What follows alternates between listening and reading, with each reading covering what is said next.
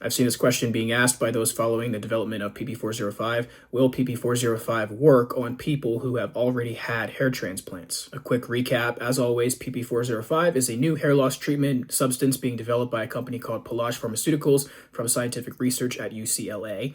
It is an experimental, non-hormonal topical treatment being developed to stimulate hair growth by reactivating dormant hair follicles, and it works by inhibiting the mitochondrial pyruvate carrier, MPC, which flips a metabolic switch in the follicle stem cells from a dormant state into an active growing state. And remember that the phase 2A trials back in the spring of 2025 showed that 31% of the participants in the trial experienced at least a 20% increase in hair density after just 4 weeks of use of this substance.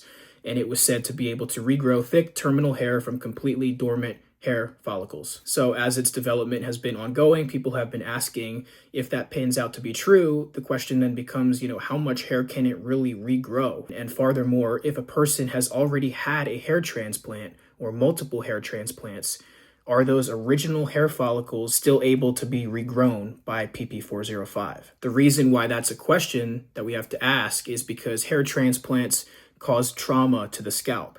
And when hairs are transplanted from the back and sides to the top, they are doing a certain degree of damage to the skin and the underlayers of the skin on the top. And it's possible that they could damage or affect the original hair follicles that are there, limiting their ability to be ever regrown again by any treatment. So this is all speculation and guessing and theorizing based on the data that we know so far.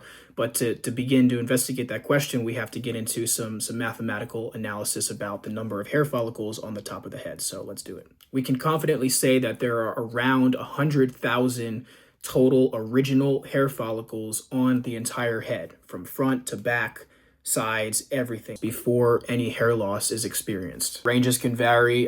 Different sources say between 90,000 and 120,000 for a healthy adult. Google Gemini AI says the average human scalp has approximately 100,000 to 150,000 original hair follicles. It depends on things like genetics, ethnicity, hair color, and all of that. So let's just estimate about 100,000 original hair follicles on the entire head in youth or early adulthood before any hair loss is experienced. So if there are like 100,000 total hair grafts on the entire scalp, let's say that there's between 50 and 75,000 original hair follicles on the top of the head in the Norwood 7 surface area pattern, okay? Just an estimated range. Let's simplify that even to 60,000, all right? 60,000 on the top in that Norwood 7 surface area pattern. Now, it has been claimed by at least one hair transplant surgeon that I'm familiar with.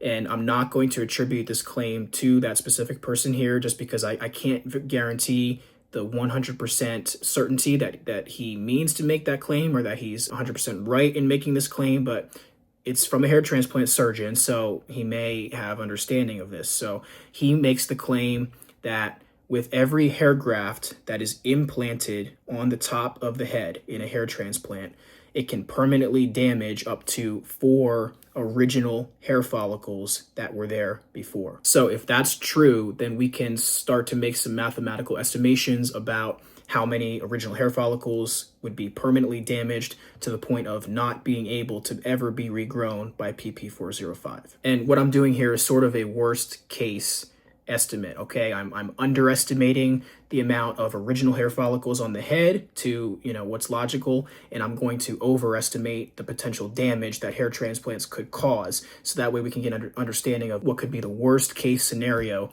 for those of us who have had hair transplants, what we can expect in the worst case scenario from PP405. So if a person receives 10,000 transplanted hair grafts across the top of their head, and every implanted graft permanently damages 4 original hair follicles, then it could permanently damage up to 40,000 original hair follicles on the top of the head based on this mathematical theory. So in that situation, there would still be 10,000 to 20,000 original hair follicles on the top that would be unaffected by that hair transplant, as long as it's not a super high density hair transplant, and most hair transplants are not super high density. So with those 10,000 to 20,000 hair follicles left, if PP405 only regrows half of them, let's say, over time, then we're still talking about several thousand original hair grafts that could be regrown, that would be expected to be regrown by PP405. And several thousand hair grafts across the top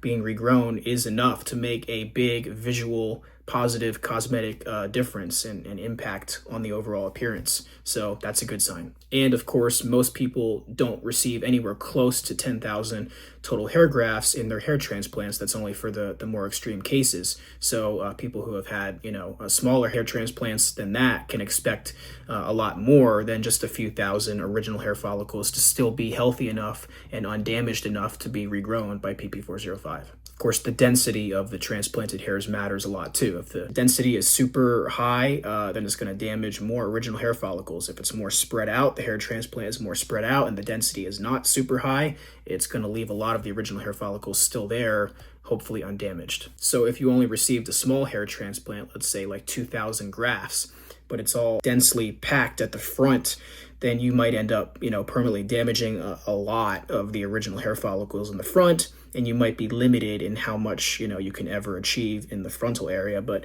the rest of the area behind that, of course, will still be mostly undamaged and unaffected. So to give a real world example, let's do my own situation with the hair transplant. So I received 11,102 total hair grafts in my 3 hair transplants. But the density of those transplanted hairs is not super high. I have about, I'd say, like average density overall. So let's just say that every transplanted graft on me did permanently damage 4 original hair follicles that were on my head. So let's say I permanently damaged around 45,000 original hair follicles. There should still be at least 5,000 to 10,000 original hair follicles left on the top of my head that are undamaged that could be regrown with PP405, or maybe in combination with that and other new treatments coming along like GT20029, which is another treatment being developed, an androgen receptor destroyer. That's one that's looking pretty promising as well, so maybe I'll talk about that one in some future videos too. So even with large hair transplants or a lot of transplanted grafts, there should still be at least a few thousand original hair follicles that are undamaged and could be responsive to PP405's regrowth effects if it does succeed in actually reactivating those dormant hair follicles. Pelage Pharmaceuticals has some statements up on their website about how this treatment is going to work. It says PP405 is a breakthrough solution that reactivates dormant hair follicles, the only science-driven hair loss treatment that directly targets hair loss at the level of the stem cells, non-invasive and designed for the 21st century. Innovative science based on UCLA scientists' discovery of a metabolic switch that activates stem cells in hair follicles. It says it's for everyone, meaning non-hormonal treatment designed for all genders, skin types, and hair types. Restores follicles to their youthful state. The first solution directly targeting hair follicle stem cells, restoring the ability of dormant hair follicles in balding areas to regrow hair. Non-invasive. This topically applied small molecule is delivered to the hair follicle without detectable systemic exposure. So they're making the claim that it's going to work on all types of hair loss and situations, whether that's male pattern hair loss to genetics, whether it be to alopecia areata, different types of hair loss that result from different causes. They're saying it's not discriminatory based on cause of hair loss, that it's going to be able to reactivate those follicles no matter how they have become miniaturized. And their mission is to deliver a clinically tested, FDA-approved treatment grounded in innovative science for all genders, skin types, and hair types. So they're seeking FDA approval for clinical treatment of hair loss, okay? So that's an official pathway to get the product to market. Now, if it were to fail FDA approval for some reason, of course they could still release this product as a cosmetic product, sort of just on the general market, and sell it directly to customers without making scientific claims that it's going to regrow a certain amount of hair.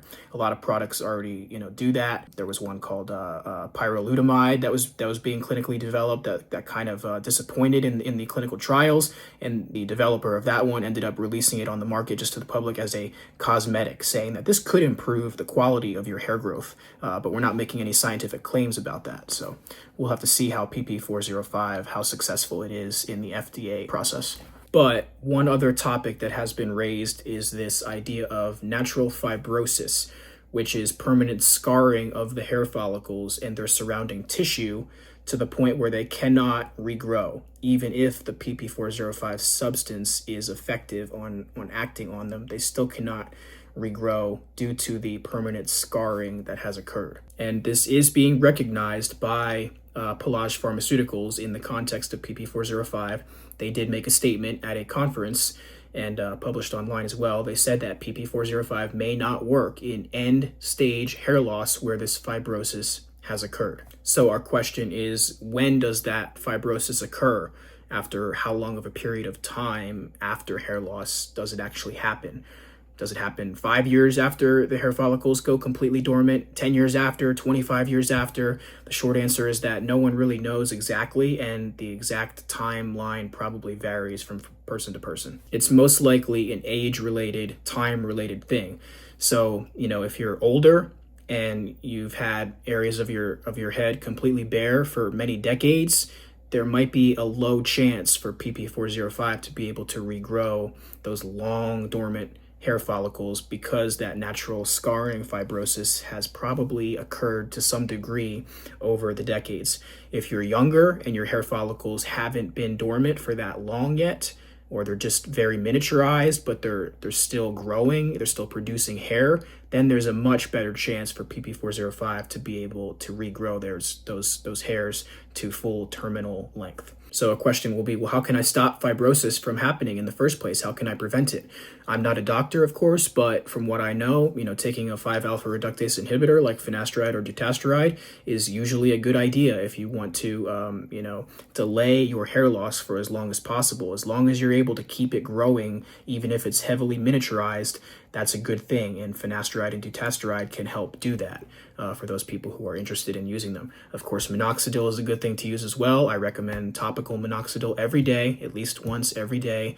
The foam, I like the foam. I used to use the liquid, but I prefer the foam now because it's not as greasy and it actually sort of just dries in your hair, and it leaves your hair nicer than the liquid, I think. So I recommend the foam minoxidil every day. That sort of, keeps the blood flow coming to your hair follicles. Those two proven treatments are still the best ways to maximize your hair health for as long as possible and prevent that natural fibrosis scarring from occurring, increasing your chances of being able to regrow a lot of hair when PP405 comes to market, if it's effective. So in summary, hair transplants can damage a lot of the original hair follicles on top of the head, but even in the largest hair transplants and most dense hair transplants, I think there should still be at least a few thousand original hair follicles in between the implanted grafts that are undamaged that would be expected to be responsive to PP405 if it's effective.